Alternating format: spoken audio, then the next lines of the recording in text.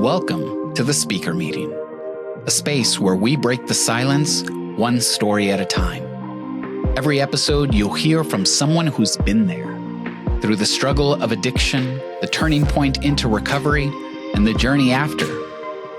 Because no matter where you are, you're not alone.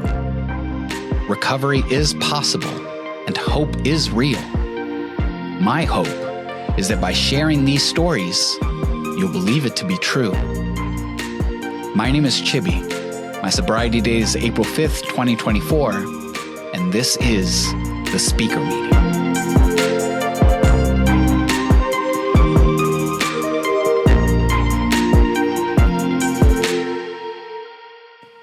Hey, what up? My name is Ben. I'm a person in long-term recovery. What that means for me is that I haven't had a drink of any form of alcohol, nor smoked crack, nor done heroin, nor done methamphetamines, nor smoked marijuana since June 4th of 2016. And for that, I'm truly grateful. This is where if I was closer to the soundboard, I would hit the air horns. Well,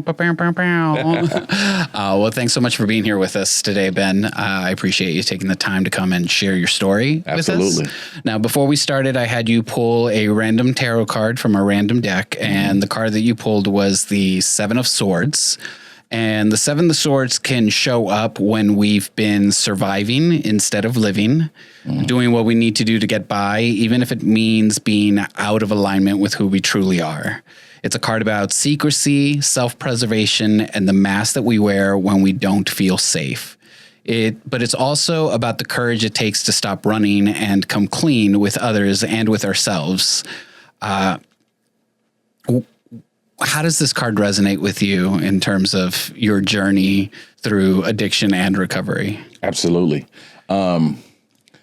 Just kind of hearing, the different things. I think what stood out was secrecy. And so there's a part of my story that I don't talk about often, that I think really had a big play into why I began to feel like I needed something that would allow me to just separate from reality. And so as a kid, my dad worked 2 jobs. My mom worked a job that was overnight. And so it was just difficult for them to really kind of always be there for the kids, for me and my brother. And so she had a babysitter, right? And I was molested by my babysitter's daughter. It was the first time that I experienced sex at a really young age, and it exposed my mind to an area that a child shouldn't have to go through. Yeah. And so I don't tell that often, right? It's very rare that I've even ever really spoke about that. Yeah. Just because I don't always know what people are going to think the moment I say, "Oh my God, he was molested," like it's taboo. But I think that it expresses, I think this is a good space for me to be able to share a little bit deeper into my story. Yeah. Just to kind of express who I am, what I experienced, and then that highlight part where I talk about, well, I did this and I did this and this is how I overcame. And yeah. Yeah, for sure. And and that kind of, because there's a lot of secrecy around our addictions. Oftentimes we try to hide it from friends, family, the world, whoever. And so it just seems like that kind of set you up for a long journey of hiding a lot from people. Yeah, it really did. Not long after that experience, and I was young, 5 or 6, something like that. And I just remember glimpses in my mind. It's not something that I remember like it's still vivid. But not long after, my parents started having problems. And I don't know what their issues were. And to this day, I've never even asked them like, "Hey, what happened, when, Mom, what was going on when you took that box cutter and cut up all of Dad's clothes and threw them out the apartment window that we were living in? And Dad, what had happened, when you were just flipping out and just yelling and screaming but all of that led me, to a path of isolation. because I didn't feel good enough in some kind of way. Something that I've always heard that definitely resonates with me is that when, children kind of experience those issues with their parents, I thought somehow I was to blame. Yeah. And because I thought I was to blame, I thought nobody wanted me around. And I thought that maybe I wasn't good enough. And then I thought that there was a lot of fear associated with that, and I couldn't tell anybody. And I don't know if that was a narrative that was pushed on me. Don't tell anybody. Don't talk about, but surely, being Black, growing up, in a Black household, right? One of the things that was always explained was like, hey, whatever goes on in this house, you don't talk about it outside this house. And so I know from a cultural standpoint, that's not just Blacks, right? That's probably a lot of other cultures. So yeah, but it is the idea, like, out in the world, we present the perfect family portrait. Absolutely. Yeah. No matter what's happening. Yeah, for sure. At the house. And so I really just came into a place of just feeling fear and alone. Yeah. Up to that point, all I knew was, family and, mom sometimes, dad other times, and they separated, and we left San Antonio and we went and lived in some small town. It was Kerrville, actually. We wound up moving to Kerrville. I'm like, and it was weird. And here it is. I go from this, I guess it was like a private school or something that I was kind of attending in San Antonio. I don't know. This is the 80s, so, it's all blur. Yeah. And so, but I remember going to this school, and now I'm really kind of immersed into a different setting, a different culture, where I'm around a lot of white kids. Yeah. And especially Kerrville in the 80s. yeah, it was, and so school there was difficult. I had already experienced this issue of being molested. My parents had separated. We moved to this new town, and, I don't know what other schools were like, but in this small town in Kerrville in the 80s, Blacks were kind of pushed towards being not smart. Yeah. And so because I acted out a lot, I didn't know how to express what I was going through. First grade, second grade, it was difficult. And I was emotionally going through some things. Mental health was not talked about in the 80s. And so, I didn't know how to express myself. And so they said, well, he's probably mentally handicapped and we need to put him in some special ed classes. And then it didn't help that I flunked the second grade with no real outlet. I had an uncle who, lived in Kerrville, and he was a pastor of the church and surely didn't want to talk about some of the stuff, Yeah. And I didn't know how. I was a kid. Yeah. I was a little kid. And so I remember coming back and just really just trying to figure out how to speak to family about what I had experienced, and I just couldn't speak it, couldn't articulate those words. I didn't know how. And I felt shame to even be able to try to express what had happened to me. I think most of the shame came because I thought everything up to that point was my fault. Yeah, for sure. And so as I kind of grew up a little bit, my parents wound up getting back together. And what is seemingly at this point supposed to be like a really good thing. Yeah. I hated my dad at this point. So they get back together. We move back to San Antonio. We're having a family. My parents rent a house. And I'm like, wow, we got a house and it has a sidewalk in front of it. You know what I mean? And it was huge to me and my brother because we had always kind of lived in places where we were always in apartments. Sure. Yeah. And so now we're in a house and there's a garage and, and there's other kids in the neighborhood and it should be a really happy time of just, figuring life out and just going, doing school stuff.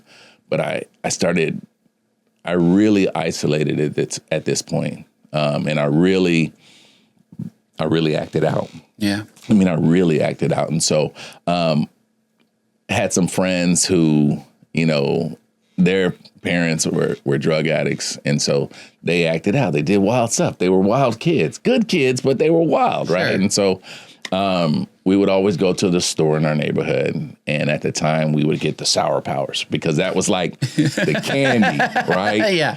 And so, every time we went in the store, I think they were like a penny for one, string. And so we'd probably give like 2 or 3 cents and grab a handful or whatever. Yeah. And so one day I did that on my own.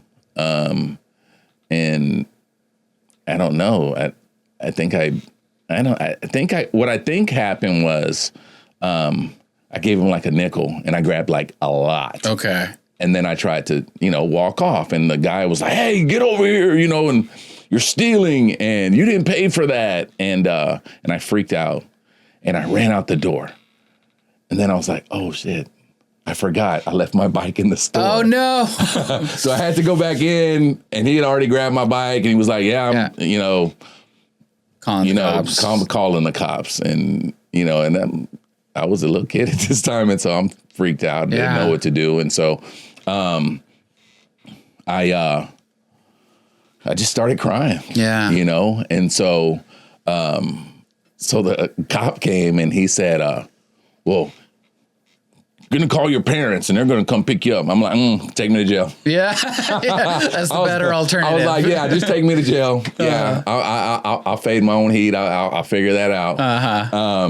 And so, eventually I wound up calling my parents, and they were super upset. And sure, my mom, she's a authoritarian of the family. Okay, and the matriarch, as is usually the case. Yeah, and so they spanked me, beat me really, but whatever. It was the 80s. It was the 80s. Child abuse wasn't a thing. And then they grounded me for 2 months, and I couldn't go outside to play for 2 months. And I think I was in the 3rd grade at that point. Wow. And that was the longest time I had ever, it honestly, it pissed me off. Sure. More than anything, right? Because here, I already didn't like my dad.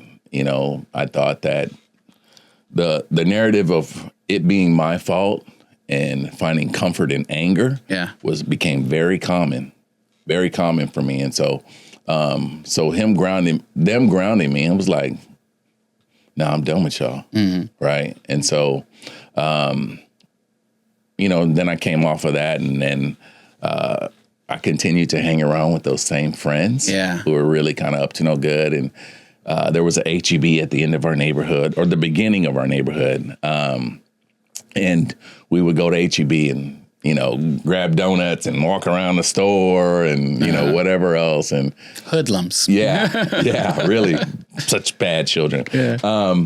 And there was also a Mr. Gaddy's. And we would go there and play video games. Street Fighter was like just coming out. And, we were kids doing what kids do until somebody introduced marijuana to us. Yeah. Right. And so I think that they had already kind of experimented. Sure. And this was what you had said 3rd grade earlier. Yeah. So this was what, 4th grade, 5th grade? Kind of fast forward a little bit. Okay. It was 4th grade. Okay. Yeah. It was 4th grade. Before that time, I hadn't really done anything, but at a wedding I had went to, my mom's, she's from New Orleans. And so my dad's from San Antonio. And so, I had went to a wedding, and, there was, just a tempting moment. I was like, all of the adults are having like this great, amazing time, and Earth, Wind, and Fire was playing, and the Commodores and like all this, right? And so everybody was having a good time, and I remember them telling me specifically, "Those are not your drinks. Your drinks are at the other end of the table." And so, big, huge wedding. I got a huge family, and I had I had my first drink that day, and I'm sure I didn't catch a buzz. I'm sure I didn't. And it was gross. I mean, it was literally the nastiest thing I had ever tasted at this point. But I felt a sense of ease and comfort with that. that my mind immediately associated, this is how you overcome. This is how you feel good. So, kind of going back to that fourth grade and that first time of, like, we didn't know I didn't know what I was doing. So I'm puffing, but I'm not inhaling. Sure. Yeah. Right. And there may have been a light contact, but I don't think it was really anything extreme, to say I was like stoned or anything. I don't think that was, really the case at that point. But when I got a little later on in life, to the 7th grade, it was the first time I really smoked weed with some older kids. And I just remember feeling like I was floating and everything was hilarious. Yeah. Yeah. Yeah. And after I caught the high, instead of hanging out, knowing that my parents wouldn't like this, I immediately went home. You're like, and I started eating. And by this point, Super Nintendo was out, and I just sat in my room and just, ate snacks and played video games. That's hilarious. Yeah. It's funny you say it because, like, I remember the first time that I got high, smoking weed. I had to ride my bike back home, and to me, it felt like I was flying. Yeah. Right. It's just this really like light, euphoric sort of like, I'm just sailing through the world. Absolutely. Right. And I don't know, maybe I was just chasing that for the rest of my life. Yeah. And I think that, and I'll talk about that more when I kind of get into some other substances about that chase, because yeah, it's a whole thing. So that was kind of like your first exposure to like drugs, alcohol, substances. Sure. How did that evolve over time into like addictive behavior? Absolutely. So I've always been a fan of candy. Okay. I love sweets. And so the dope fiend mentality has always been there, right? So if there was anything sweet in the house or anything that I really liked, I did it to excess. My mom used to get super pissed off at me, and because she would buy a gallon of milk and I'd drink it probably in a few days. And she hated the fact that I would I'd put my mouth on the jug and just drink, and so I remember one time I don't think I recognize it as addiction, but I knew that I think there's a problem with this because my mom had some icing, in the containers, and it was sitting in the refrigerator, and I just kept going back, and I dig my fingers in there, or I dig a spoon in there, and I, and go sit down.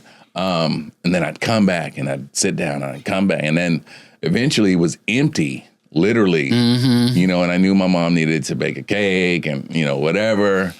And, wasn't me. And I'd lie about it. Yeah, I totally lied about stuff like that, right? I'd eat a whole pack of cookies, all of those things. And I say dope fiend behavior because it was like I'd grab a handful or I'd grab a lot and I'd leave thinking, and I'd trick myself into believing I'm not going back. I can't. Yeah. Right? Because they'll know. Yeah. Or no one will know if I just take this right now. Yeah. Right? That's secrecy. And so I keep going back. Right. And so trying to be secretive about it. Right. And recognizing that everybody knows. Everybody knows, right? Yeah. And so I kind of straightened out a little bit, got into high school. I was already with the really wrong crowd. And so going from the 80s into the early 90s in San Antonio, right, gangs were like huge. And so the friends I hung around with, all of them were in gangs. And so the need for camaraderie, a clique, right? All the kids in my neighborhood were doing something, right? And so I lived in a pretty mixed neighborhood. Where, there were white kids, there were black kids, there were Hispanic kids, and seemingly everybody was doing something. Yeah. And so for me, to kind of hang around with the guys I hung around with, and then a lot of the older guys who I didn't know it at the time, they were all selling weed. Some of them were selling coke, and I'd, growing up in the 80s, I went through the DARE program. Yeah. You know what I mean? Yeah. So it was like, it was told to us, do not do these things. Just say no. Yeah. Which honestly was like, well, what if I say yes just one time? Yeah. You know what I mean? And so there was no preparation for what happens if it's already around. Yeah. Right? There was nothing saying, hey, you shouldn't, why you shouldn't, just don't do it, I mean, if they'd have had like local dope fiend come in and say something like, man, it ruined my life. I lost everything and everyone. And, maybe that would have changed my perspective on it. But it wasn't that. It was this guy dressed up as a dog or something. And, you know what I mean? Yeah. And your local police department. Yeah. You know what I mean? And so started having these negative view of the police department, because the more I started to see them coming around, the more I started recognizing that, these people, these dudes, they're not cool.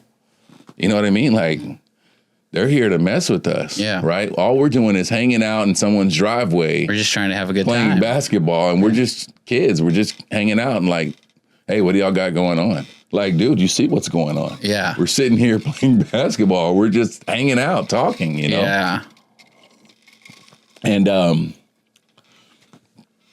so I started having a really negative view of police officers pretty early on. And as I kind of make my way through high school, I get in some trouble, get arrested,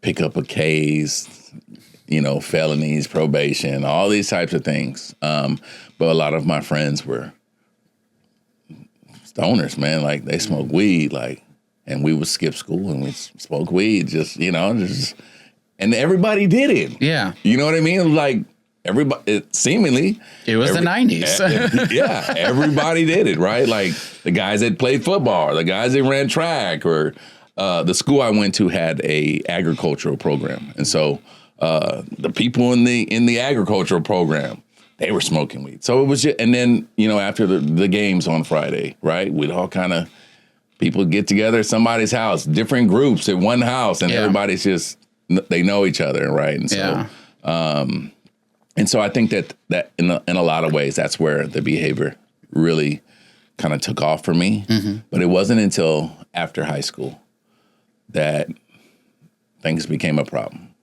How so?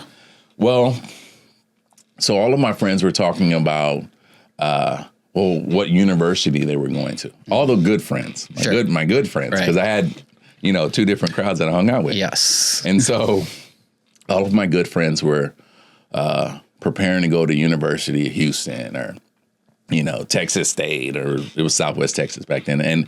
And they were wanting to go to all these schools. And my mindset towards continuing to go to school was like, hell no, done with school. Get a job and, I'll figure it out from here, get some independence and figure out life. And so with all the good friends who were at least, kind of doing right things, they all left. And so I didn't have any good friends anymore. Yeah. And so naturally I just hung out with the guys who were up to no good. And so I've always kind of been somewhat of a follower. In my mind, I believed I was the leader, right? But I did what everyone else was doing. Right. And so hung out with these guys, and one day somebody introduced me to cocaine. And that is when it all started. And the rest, as they say, is history. Yeah. So this is like right after high school? Yeah, like right after high school. Okay. And it's funny. So homelessness is a part of my story. Okay. And so I remember I was still living with my mom at this point. I had an attempt to live outside of the house.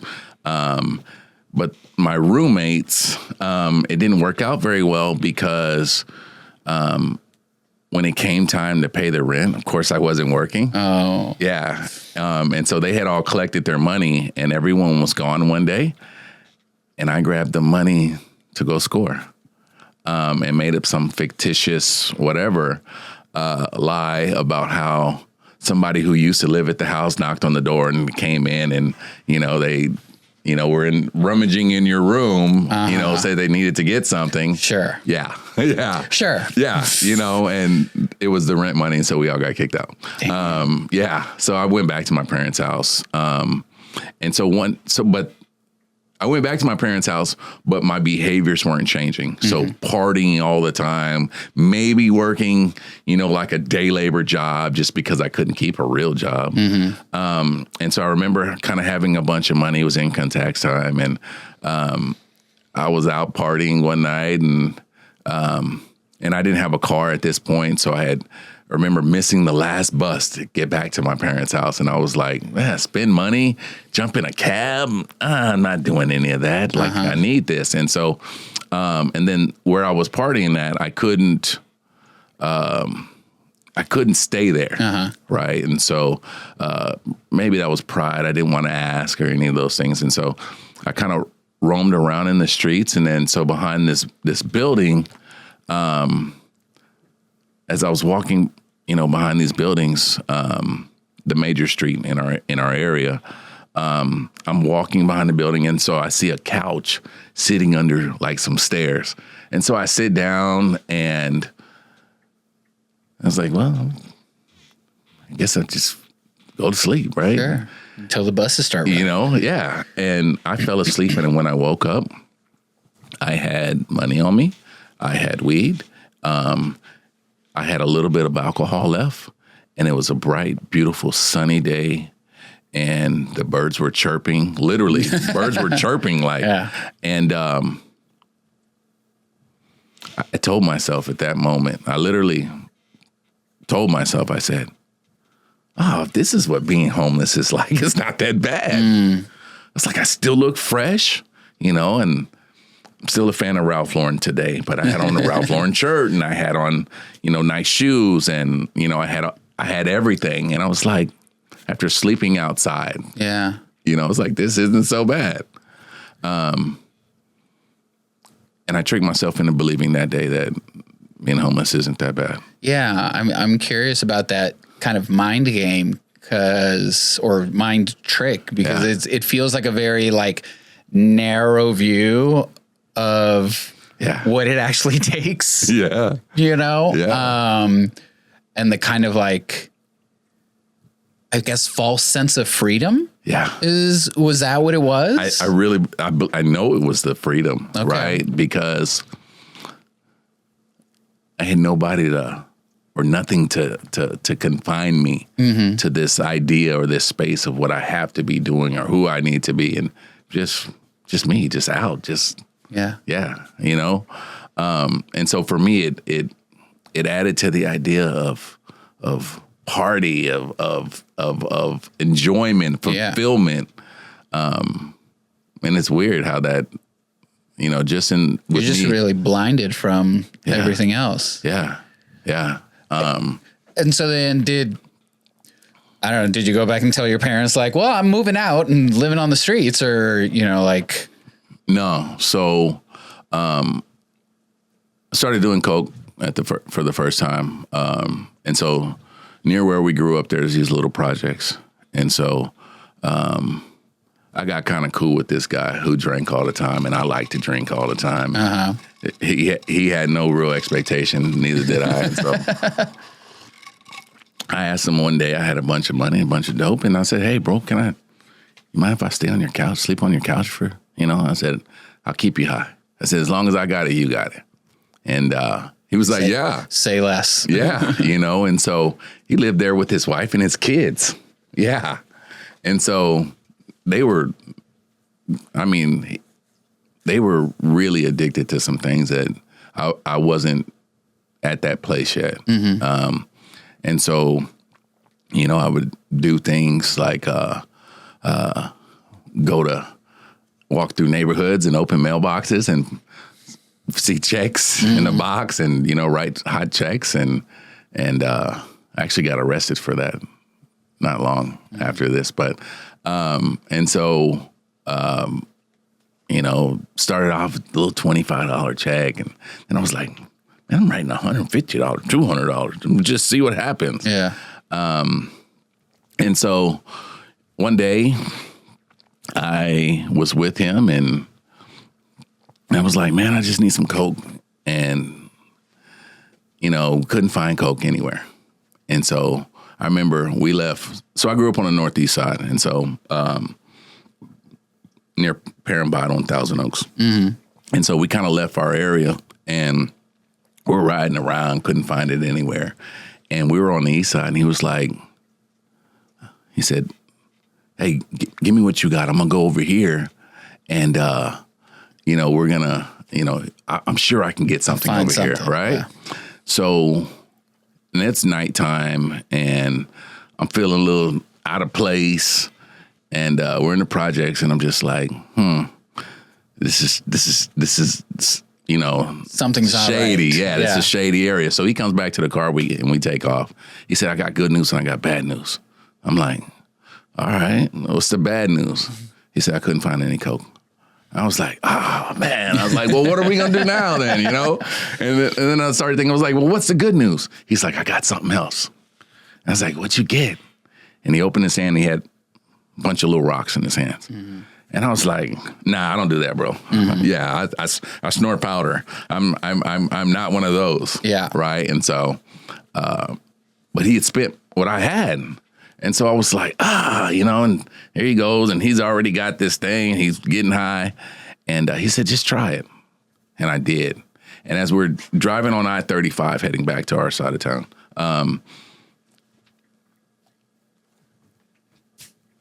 when I blew the smoke out from smoking crack for the first time, I remember looking up at the sky and literally saw colors, and it was the most extreme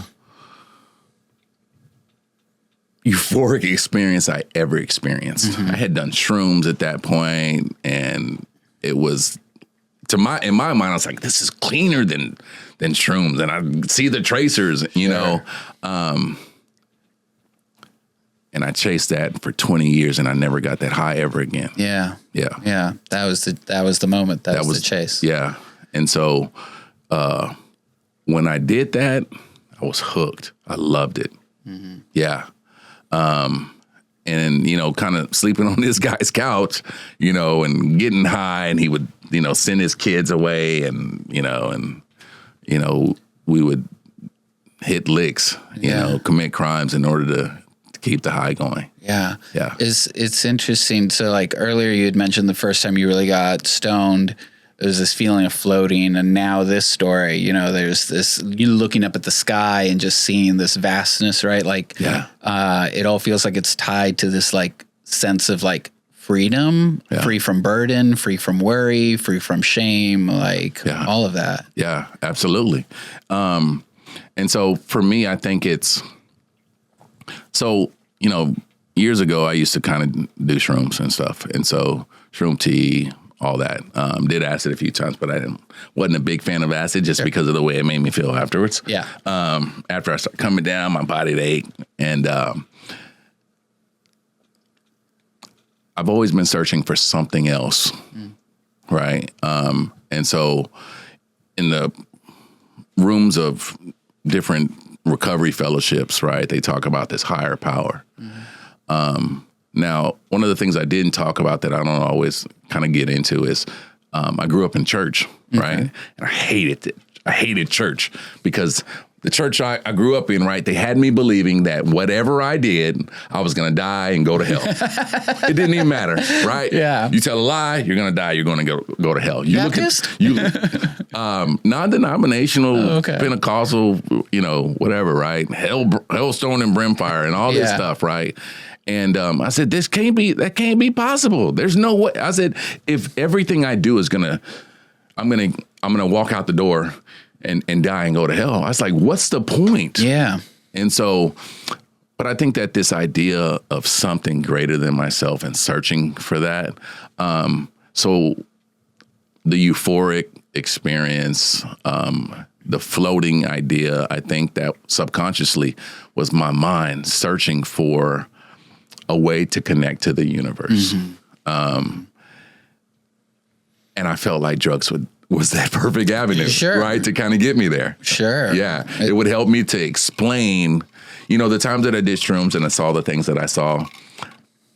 Sure, at the moment I thought it was reality, but I'd come down and it was, and I sometimes remember some of the stuff I saw. But I think it helped me to, I believe that it was a part of me that was able to express itself with whatever I was experiencing. Yeah.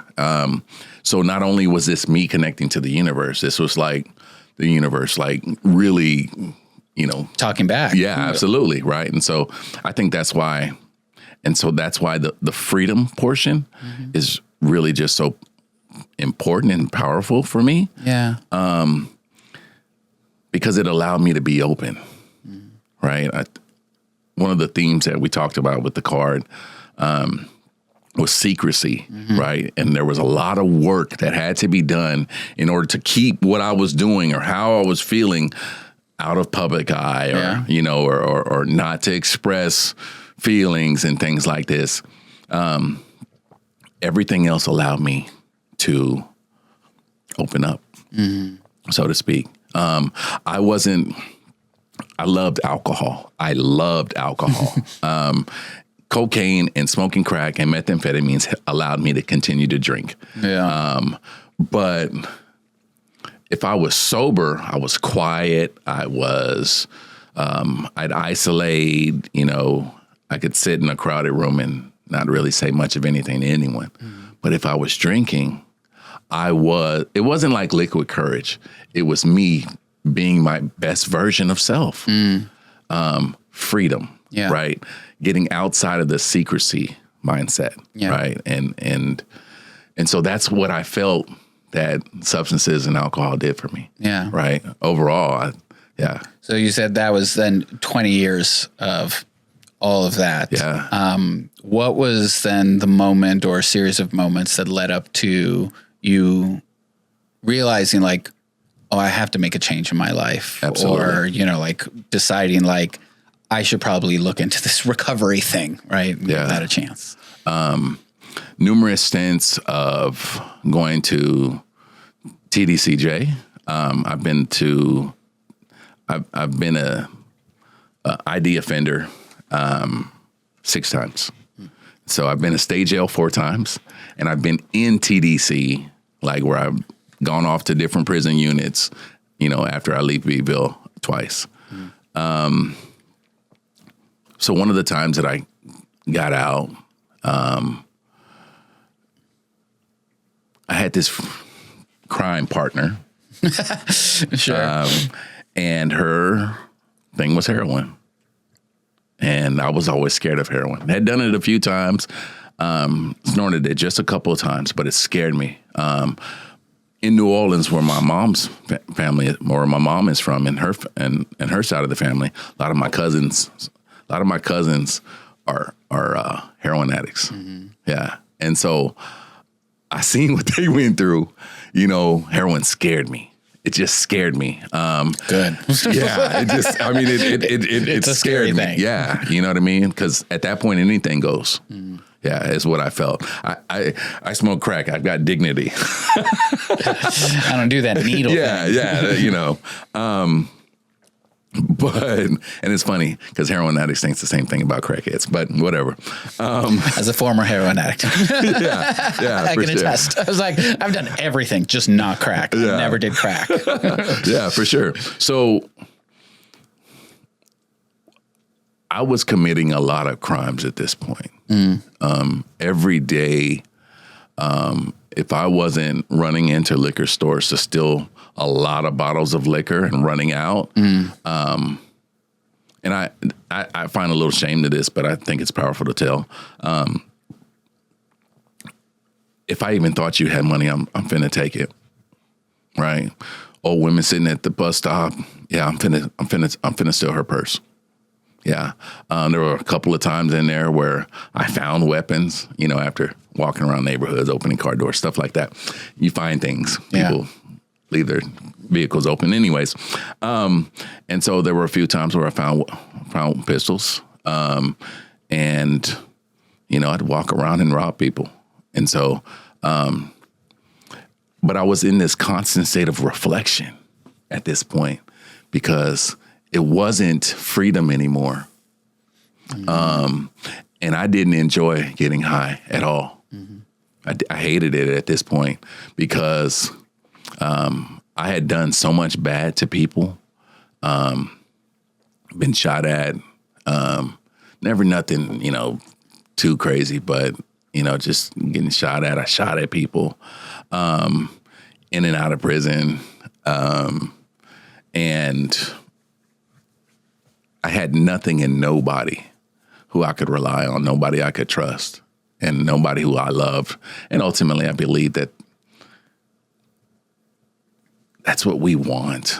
We want community, right? I believe that as a people, as human, the humanness wants that. But I didn't have that. And so the only people that I had around wanted me because I was so daring.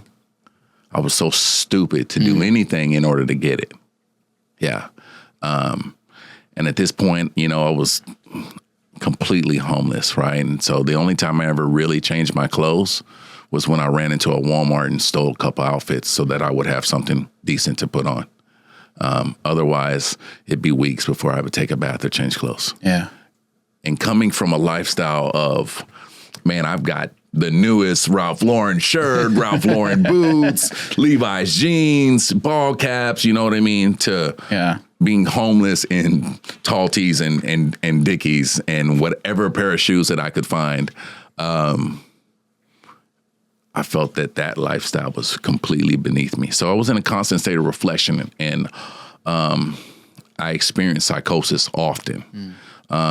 So in the end, I would drink vodka all day long. And I would mix vodkas with this really cute Budweiser Strawberrito. Sure. Yeah, and once I caught a good buzz, I was off to the races. I gotta get crack, and I gotta get ice. Right, I gotta get crack for the semi euphoria that it provides for 2 minutes, right? And then I have to have ice in order to, keep me up, while I am drinking all day long, all day, all night long. And I hated my life. Yeah. And there were times where I just wanted to end my life. Too chicken to do it, too chicken to take my own life. So one day, I'm sorry, I'm super long-winded. No, you're fine. I just find I can't help but comment on like the irony of the thing that was what first gave you that sense of freedom, then became your captor, essentially. Absolutely. Yeah. I was enslaved. Yeah. Literally enslaved and tormented by what I had experienced in life. Later on in elementary school, there were other situations of molestation. There were, getting beat, literally beat, because my mom was like, my parents, they thought, I was insane or something. Yeah. What do you want to be, a criminal? And there were instances where I got bullied in elementary school, and I thought it was weak because I was tall, and I'm finna just start swinging on people in order to feel good about myself. I'm not weak. I'm not insecure. A lot of insecurity. Lots of insecurity. And kind of grew up in a lot of spaces where I may be the only black person in the room. It was, and we weren't raised to hate anyone, right? Like at all. But it still felt uncomfortable. Yeah. Right. Yeah. Especially when people don't immediately kind of invite you in to, so I'm experiencing all of this one day on June the 1st of 2016. Okay. I had probably been awake at this point for a week, probably a good 7 or 8 days. And I had nothing, no money, no dope, no alcohol. I was sick. And I wanted to come down and I wanted to go get some brown and just go nod off somewhere and go to sleep. But everything was telling me, I was like, it's the first of the month. I'm in the hood. Like, the money's going to come. It's going to flow. Somebody's going to need a score, and I'm going to rob them and take them for literally everything they got, including their clothes and their car, right? And then I'll be good for a while. Yeah. So my crime partner I was kind of mentioning about, she actually found some guy, and he gave her a ride, and he had spent all his money. And so she was like, I know you know how to go get it. Let's go get it. Let's go hit a lick. Let's go do something, right? And so I jumped in the car, and I'm probably talking out of my mind. I probably smell like a brewery, like nasty, right? Yeah. And crime partner was / lover at this point. So we're all crazy in the backseat, and it's nasty and it's weird and just it's gross. Yeah. We kind of riding around, and I said, take me to this liquor store, take me to this liquor store. And I finally went into a liquor store that I thought was going to be good by a private owner. All the other ones we had passed up to this point were all like chain liquor stores. And so all the good stuff is behind the shelf. Yeah. Yeah. So we go to this private owner liquor store, and sure enough, as soon as we walk in, all the good stuff was right near the door. And so there was 2 guys that were in there, and they were deep in conversation or whatever, one behind the register, one behind the counter, one on the outside of the counter. So me and her are kind of standing there, and she grabs 2 bottles and runs out the door. And I was like, what the fuck? Like, dude, like you literally, like no game plan list, whatever, right? And I turn around and look at them, and they didn't even notice, didn't even bat an eye. I was like, oh, y'all are green. I got you, And so I started grabbing the biggest bottles that I seen in that store, Hennessy's and Grey Gooses, and them Grey Gooses are huge, right? And so I'm grabbing these really huge bottles. I grabbed 6 bottles. And before I took off out the door, I looked at the guys that were already there, and they weren't even looking. And so I just darted out the door. But as the door is opening and I'm running out of it, I hear the guy yelling. And in my mind, I was like, he's going to chase me, whatever, right? By this point, I'm already stepping off of the curb into the parking lot. And as I step out into the parking lot is when I heard the first gunshot. Shit. Yeah. and it was just a pop, right? And I was like,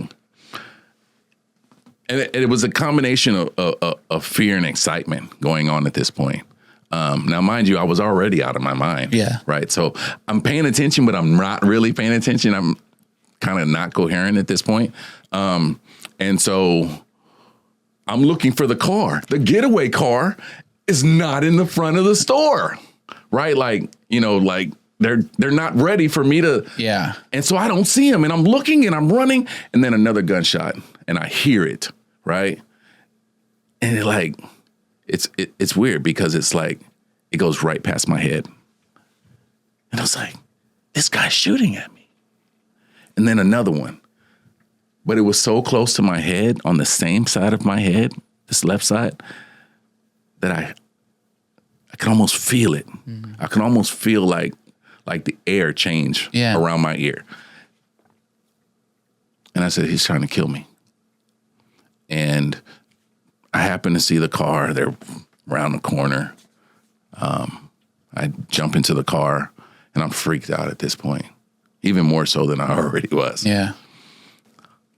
And I jump in the car. He shoots at the car a few times, shoots out the back tire. He shoots at the door, the back door where I had jumped in the back seat. And we get away. We get away. But at this point, the only thing running through my mind is everything that I had experienced and who I was and my family and my mom having to come identify my body in some parking lot because I got shot in the head. And it scares the hell out of me. I mean, literally, I was like, fuck this, I'm done. I didn't say it at that moment, but I was like, I don't want to do this no more. Yeah. I'm done. So we made it back to the hood. I got these big bottles. She starts celebrating. It's a joke. It's a game to her. And normally I probably would have been, but I had almost lost my life at this point. Yeah. And so that was the catalyst to say, I'm done. I don't want to do this anymore. There was when we got back to the hood, I had these bottles and I had already cracked one open because one is always for me. Sure. Yeah. And then I sell the rest. Right. And then I gave one of the bottles away for some dope. And I tried to get high and it did not get me high. And I was pissed at these dudes. I was like, man, you showed me this fake dope. Da, da, da, da. And the guy's like, nah, this is the good, you know. Yeah. And I was like, I'm done. And I passed it off to somebody. Right. I was like, I don't even want it. Right. And I went and got some brown and snorted a little bit and waited for it to kick in. I'm like, I'm probably going to kill myself today. Yeah. I said, I'm probably going to do all of this and drug this bottle. I said, I got to get high. And I didn't feel anything. And I gave everything away except that bottle. And I just started walking. And I was like, this isn't me. I said, and I started looking at myself and it was a typical June in San Antonio. It was hot as fuck. And here it was, I'm in black shorts and a long, tall black t-shirt, those tall tees. And I had been in that shirt for so long, man, that the armpits started turning like a rust color. And I smelled myself at this point. And I'm drinking this bottle and I'm walking towards downtown and I'm like, start crying, man, because part of me wants to kill myself. Part of me literally wants to just walk in the street and let a bus hit me. I'm ready to go. I'm done. And then there's another part of me that says, I need help. Right? Because I've been to detox before. Parole requirements, AA meetings, you know, NA, whatever, right? And I didn't believe none of that shit. Yeah. But I said, I need help. But I didn't know where to start. And so that night, after I finished that bottle, and I was pissed that I chugged that bottle. I was pissed. But I didn't have the energy, not mentally, not physically, to get up and do anything. I walking towards downtown, crossing underneath I-37, and I slept under a bridge. Well, I say sleep, but literally my mind, I'm in and out of sleep because I keep waking up every time I hear something, right? And and then I had this really extreme thought the following day. Like I said, I was raised in church. And so I said, God, I need help. I said, God, I need help. But you're going to have to do something here. And so, and I had always heard, you know, your most desperate times of reaching out to the Creator and he's going to just magically make some things happen. Yeah. Nothing happened. And I kind of got pissed. But then I was like, nah, I need help. And so I walked to the other side of downtown and I got into detox. Yeah. And then from detox. Over by Haven for Hope? Over by Haven for Hope. What a great place that is. Yeah. Yeah. And then. I like to call it the Four Seasons for junkies. I'm trying to tell you. Saved my life. Yeah, same. And so. So from there, I needed a little bit extended detox just because my my skin was turning yellow. And I'm a light skinned guy, right? But like you could see like the jaundice begin to like start setting in. Yeah. Like it was pretty bad. And so I stayed for 11 days in detox. Wow. Yeah, because the vodka was that strong in my body. And so I think I was still feeling like the shakes after I got out of the detox. Yeah. And so they told me when I was close to finishing detox, they said, there's this treatment center and we want to get you in. Do you want help? And I said, yeah. And so I went to this treatment center and it was weird. And like the guys embraced me when I walked through the gates and they were like, you know, what's your drug of choice? And I was like, alcohol, crack, meth, you know, and they were like, and they just started cheering. Like, I'm like, what? Like, dude, what? Yeah. You know, and then rehabs are the weirdest places. I'm telling you, man. It's such joy. Yeah. Such joy around people that are literally in the darkest parts of their lives. Yeah, literally. I remember walking in the gate and some dudes, you know, walked up on me and hugged me. I was like, bro, like, back up. Like, we don't do that where I'm from. I don't know what y'all got going on here, right? And then kind of staying in treatment, I became that guy. Yeah. Yeah. I began to start celebrating when new people were coming in, right? And I was listening to the things people said in treatment. And I you know, listening to suggestions and going to meetings and just figuring out how to express myself. And I didn't fully understand how to do that because I didn't want to talk about what had brought me shame and guilt and remorse, you know, for the last, you know, 30 years up to that point. And then one day I saw myself on the news. Yeah. Crime Stoppers. Yeah. Yeah. For running it out of that liquor store. Yeah.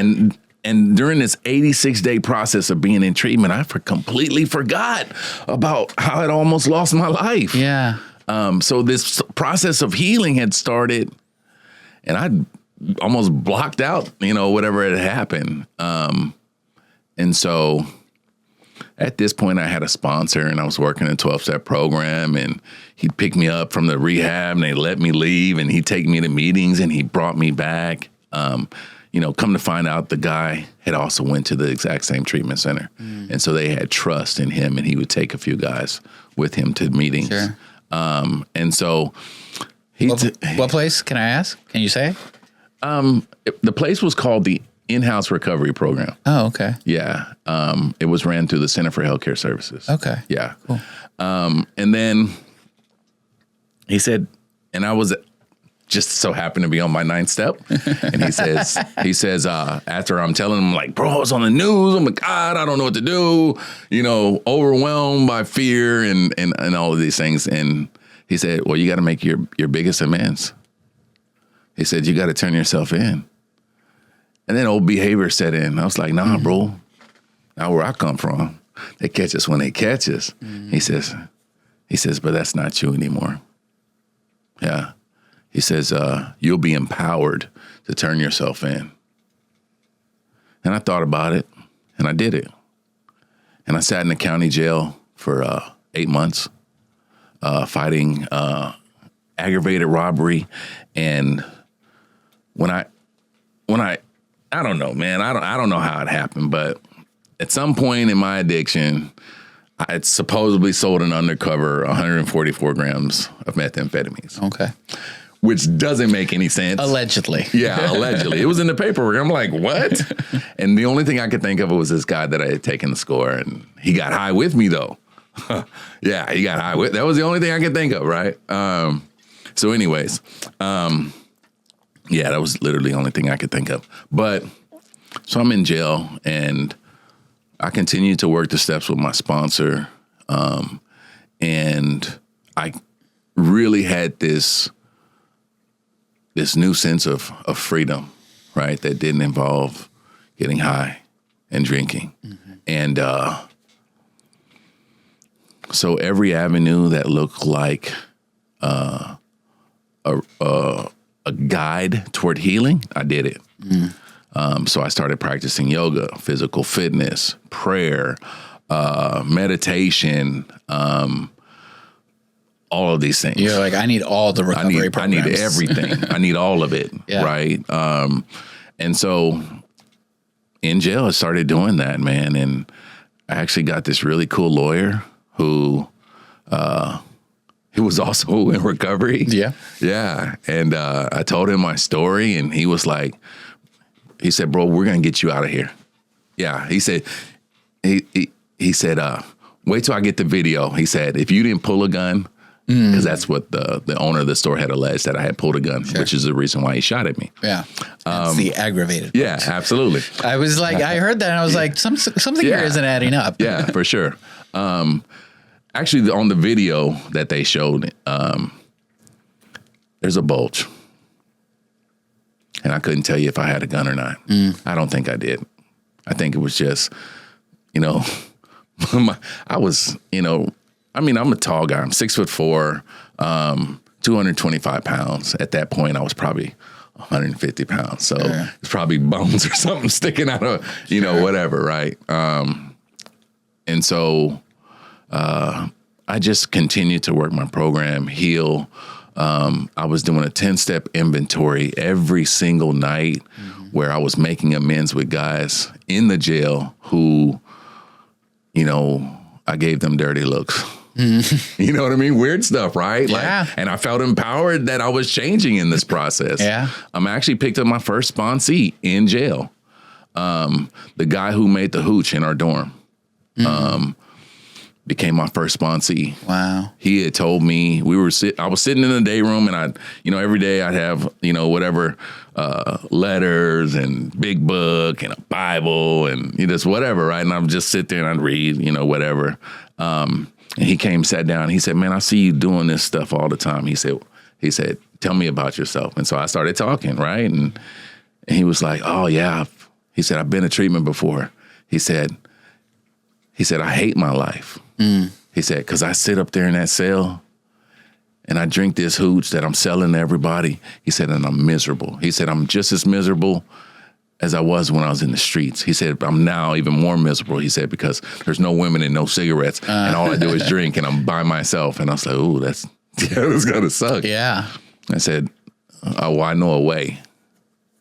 And there were some people who were mad at me, but he quit making the hooch and he got sober.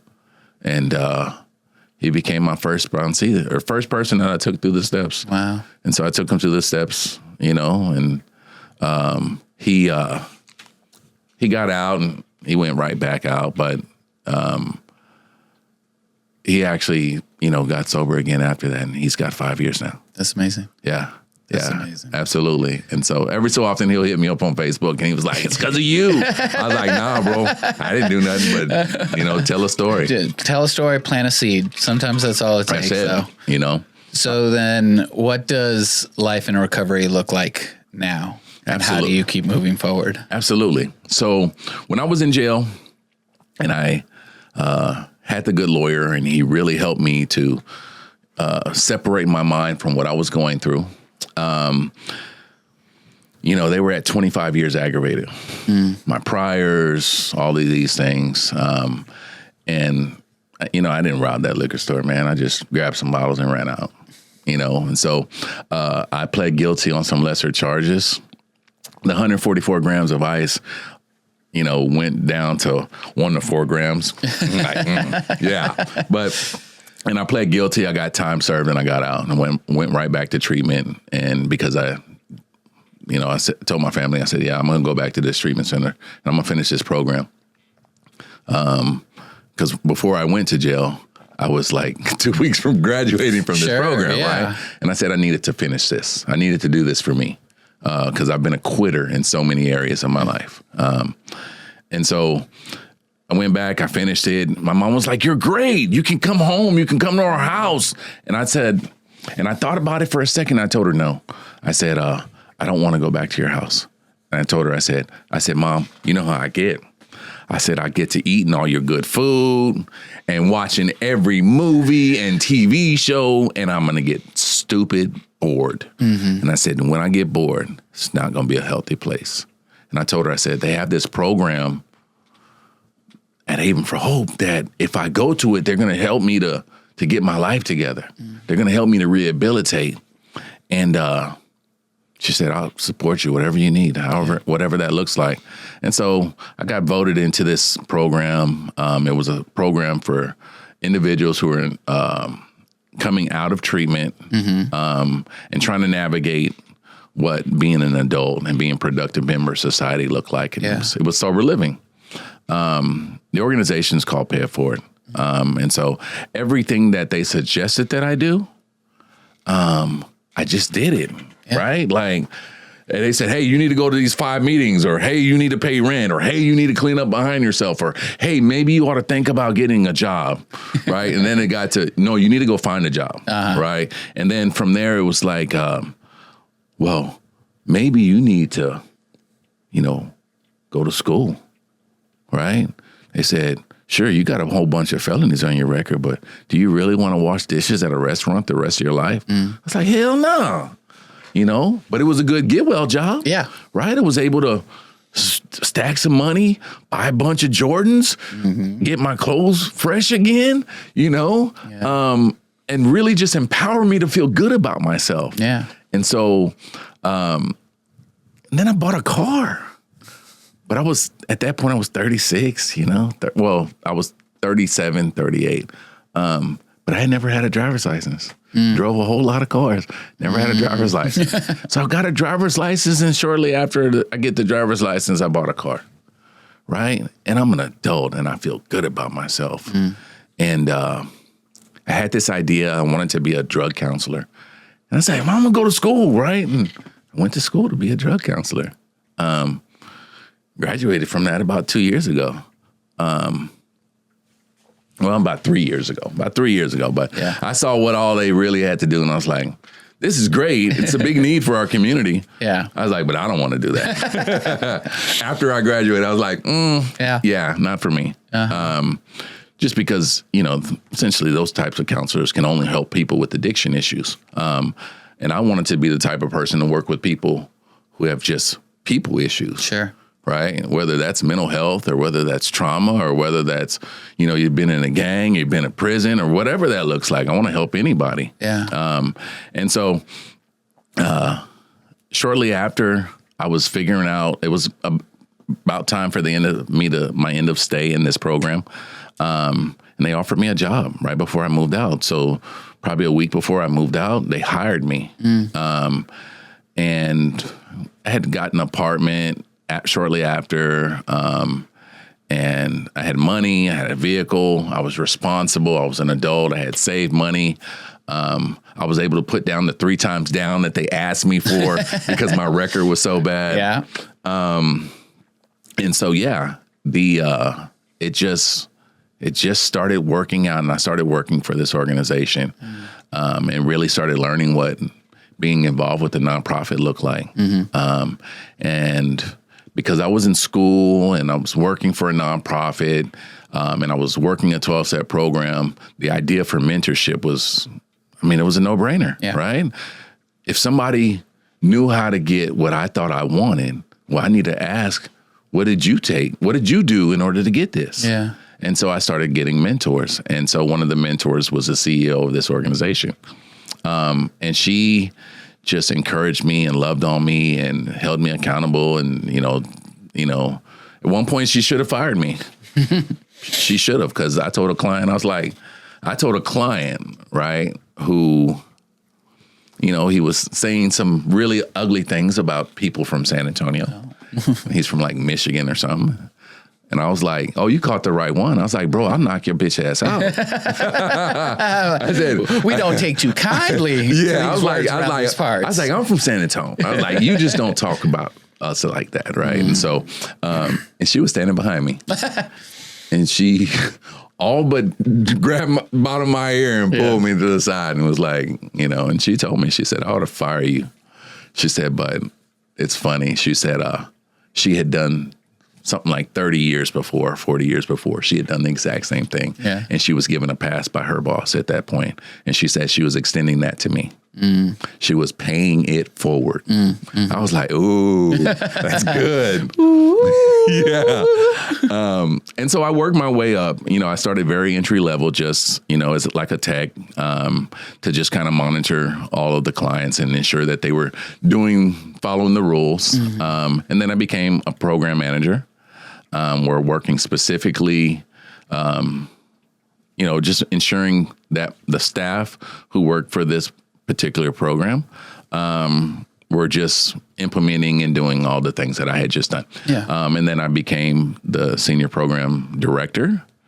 And then about 2 years ago, after still being with this organization, our former CEO, he was deciding to move on, some other things. And he presented me before our board of directors. And our board of directors unanimously decided that I should be the next CEO. Wow. And so for the last almost 2 years and 4 months or something, 3 months, whatever that looks like, I've been the CEO of Pay It Forward San Antonio. It's amazing. And so a lot of people kind of know me in the community because I serve on several boards. And I do things in order to help and uplift other people. Yeah.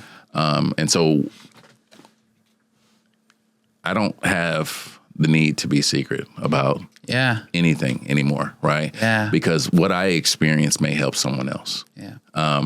And so say all that to say this, right? The euphoric floating feelings that I experienced, that I needed, that I was searching for through alcohol and drugs, I get that today by helping other people. Yeah. I was going to say, you really took that service arm of the program and like ran with it. Yeah, straight up. Currently, I'm not sponsoring anyone, right? But I've got like 6 guys that I mentor. Yeah. Yeah, right. Who's, their struggles may not necessarily be alcoholism and drug addiction, but I got guys that I use 12-step principles, right, to help these guys figure out what change looks like for them. Yeah. Yeah. Exactly. Yeah. So it's its own form of sponsorship. Absolutely. Right. My sponsor doesn't like, he was like, you need to take people directly through. He's an old timer. Sure. Right. So my sponsor's almost 80 and he's a great guy. Yeah. Full of a lot of insight and wisdom. Yeah. No, what an amazing journey. Right. Yeah. And kind of how you said, like, there's no more hiding. Yeah. There's no more secrecy. Yeah. Now you really do have that freedom that you were searching for for so long. Yeah, absolutely. So props to you on that. I appreciate that. And thanks for really, for sharing that journey. Yeah. Because it's a really powerful one. I appreciate that. Yeah. Are you ready to get into some rapid fire? Absolutely. Let's go. Okay. Let's see. Turn on. Here we go. Fill in the blank. Recovery has given me everything. What's one word you'd use to describe your recovery journey? One word? Oh, raw. What's a daily habit or ritual that keeps you grounded? Prayer and meditation. If you find yourself struggling or triggered, what's the first thing you do? Reach out to a friend. This or that, morning routine or night routine? Oh, night routine. Meditation or movement? Movement. Talking it out or writing it down? Talking it out. Coffee or tea? Coffee, all the way. Name one book, song, or movie that's been meaningful to your recovery. Or TV show. I don't know why I don't list TV. Can you repeat that? Name one book, song, or movie that's been meaningful to your recovery. I'll give you 2 books. The Alchemist by Paulo Coelho. Yep. And The Go-Giver. By... I can't think of the individual's name at the moment. I'll find it. Matter of fact, write it down. I texted it to someone earlier. The Go-Giver? The Go-Giver. And The Alchemist. I like to put these in the show notes. Absolutely. Cool. Oh, The Go-Givers by Bob Berg and John David Mann. Okay. Yeah. And then name a piece of advice that stayed with you through the years.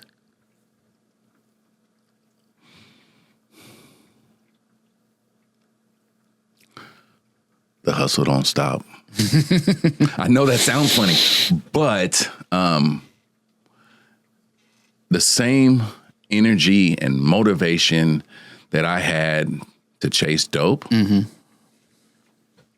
I have to have that to keep this thing, to keep this new life going. Yep. So the hustle, right? The hustle mindset of, gotta serve, gotta, look for opportunities to work, to build, to grow, right? Do the next right thing. Do the next right thing. Like, I have to keep that going. Yeah. Yeah. What's one phrase or mantra that keeps you going? Phrase or mantra.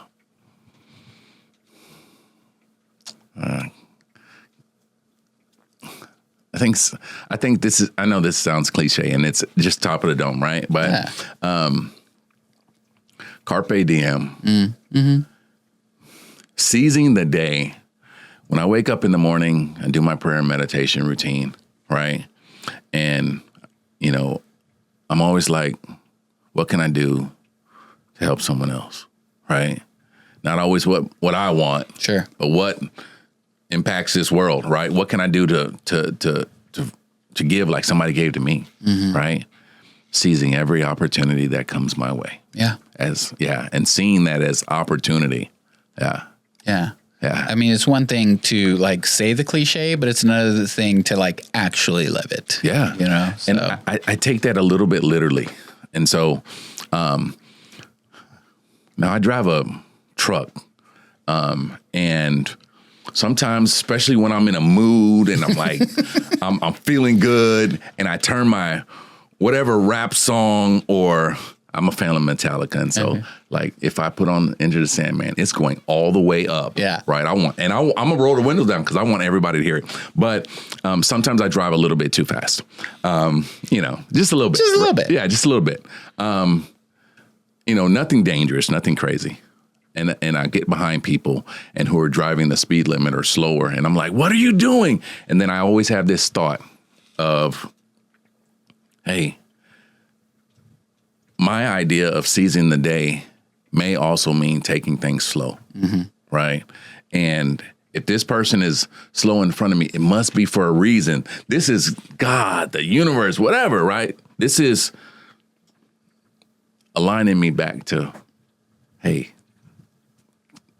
get present, right? Yeah. Just chill. Yeah. Yeah. It's going to work out. Yeah. Yeah. I like that. I want to be like you when I grow up. Because I'm like, get the fuck out of my way. And then lastly, if someone hears your story today and takes one thing away from it, what do you hope it is?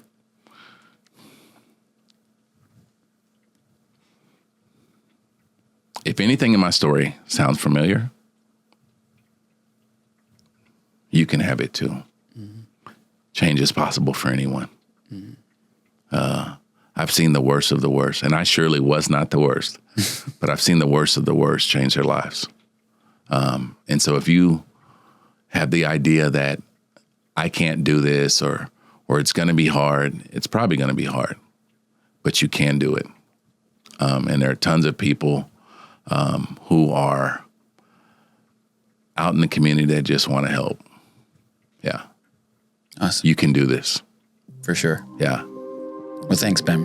It's been a pleasure. Absolutely. Thank you. That's it for this episode of The Speaker Meeting, breaking the silence one story at a time. A huge thank you to our guests today for sharing their journey with us. Recovery isn't easy, but conversations like this remind us that we're not alone and that change is possible. If you're struggling, know that there is help and there is hope.